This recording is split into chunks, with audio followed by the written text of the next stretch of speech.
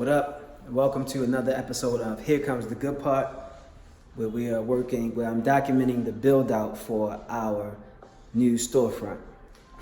About to have a meeting, my second meeting, but the first actual planned meeting, or schematic meeting, or whatever you want to call it, with architect and engineer. So we're gonna walk through and talk about whatever it is that architects and engineers talk about. It's my first time doing this, so you let the pros handle professional work. I always tell people that, because I'm a person who, if I can do it, if I can physically do it and use my mind to do it, I'll learn how to do it and get it done. And you can actually make your own schemes, schematics, and plans for store build outs. I just wouldn't recommend it. And I want it to be smooth sailing. I want it to be done as high professionally as possible, whatever you want to call it. I need it to be done excellent from the beginning to the end. So, hire the architect. We're about to roll on and see what's hitting for on all of the architectural stuff.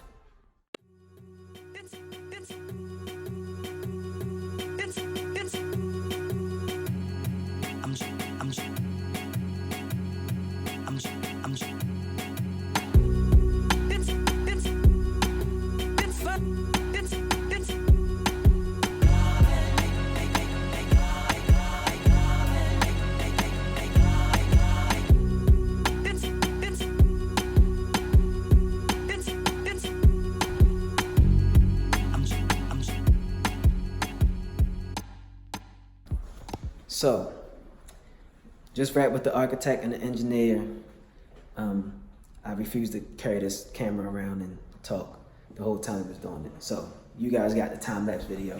You coming back in? Okay, that was just a quick follow-up, because we talked about the price, so it's looking good, But we had to go over some stuff, talked about zoning, whatever it is to get things up to code so we can get the proper permits. So like, for example, this grease trap here, we're gonna have to get a new one. It looks disgusting, but I'll probably need it because they pretty much consider anything grease, like milk or something like that. Maybe not like compost from fruits and veggies, but that's just like one of the things that I'm learning as I go. But whatever it is I need to do to get things proper, I'm taking care of it as soon as possible. Another thing is these lights. You see how these lights look? We gotta figure out, I wanna do a different look, like a different aesthetic on these lights. And I just learned that I can actually just, see that? I can just insert different, not just different bulbs, but whole different style light fixtures right inside of that. So I may not have to change anything too extensive when it comes to the lights. So that is cool. And this wall has to be repaired and rebuilt. I was gonna move it, I was gonna change the space, but because of that there sprinkler and the vent, I can't have a wall within a certain amount of space, inches or whatever, feet.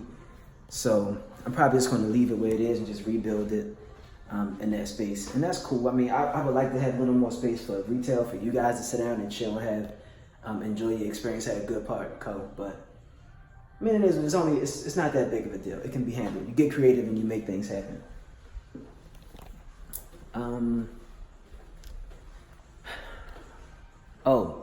Something else I just learned. So I was trying to figure out what this magenta looking hot pink wall, this is not sheetrock. This is some other tile, and this to code because you need washable walls.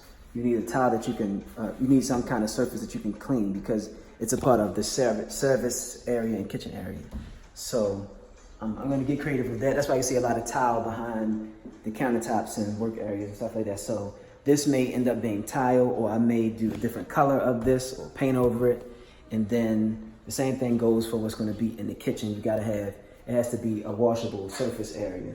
So looking forward to having basically a whole new looking kitchen.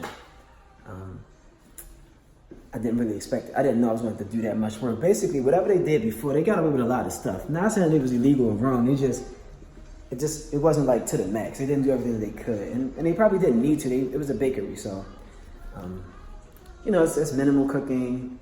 you know, you don't need grills and stuff like that to make cakes and cupcakes and cookies. So I gotta do a certain kind of panel for this section.